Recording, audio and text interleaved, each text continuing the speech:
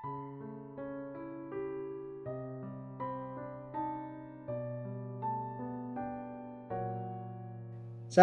jumpa lagi dalam Sabda Sadik kita hari ini.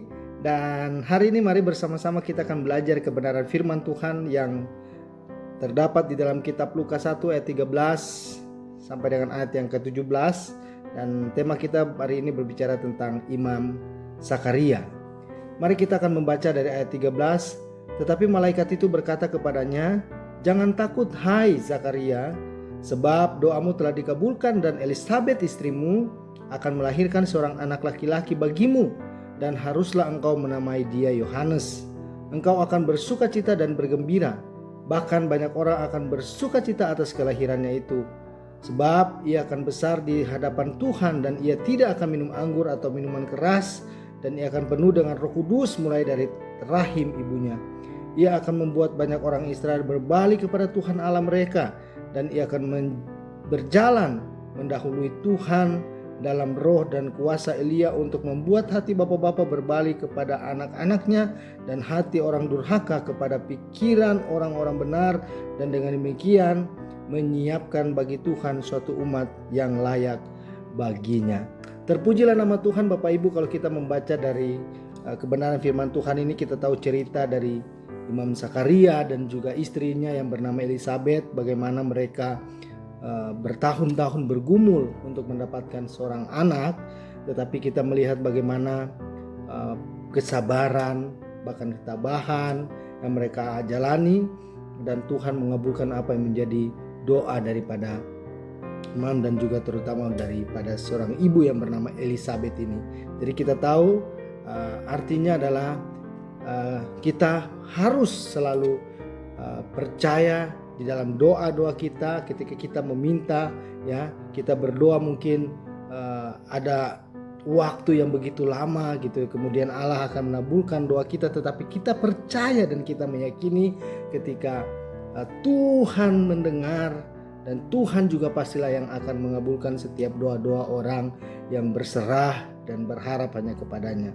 Jadi kita tahu Elisabet telah berdoa selama puluhan tahun untuk seorang anak, ya. Penantian yang lama mungkin membuat mereka putus asa, namun mereka tetap setia, dan kita melihat bagaimana mujizat ini mengingatkan kita bahwa Allah adalah Allah yang mendengar setiap doa. Jadi meskipun jawaban mungkin ya datang pada waktu yang tidak terduga atau dengan cara yang melampaui ya logika kita, kita jangan pernah lelah menaikkan permohonan kepada Tuhan lewat doa-doa kita.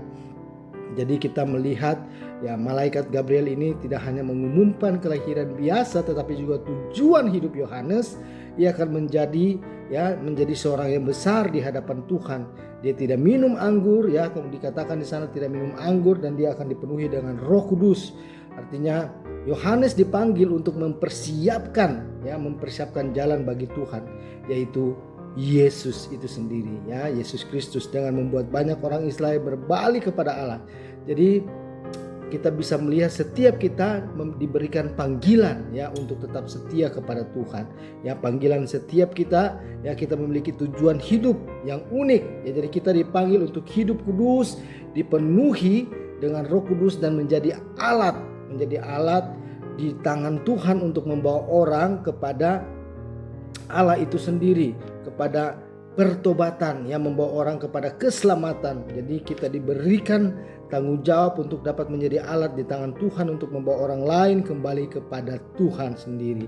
Jadi sama seperti dengan Yohanes, tugas kita adalah mari kita belajar untuk bersama-sama kita mau mempersiapkan hati dan pikiran kita, mempersiapkan diri kita untuk kita mau menyambut kehadiran Kristus di dalam kehidupan kita. Kita tahu sebentar lagi bersama-sama kita akan merayakan yang namanya Natal. Ya, Yesus datang, dia lahir, dia datang ke dunia ini untuk memberikan jaminan keselamatan bagi setiap orang-orang yang percaya. Oleh karena itu mari persiapkan hati kita, persiapkan diri kita untuk kita mau sambut Raja kita yang datang untuk menebus setiap dosa orang-orang yang percaya kepadanya.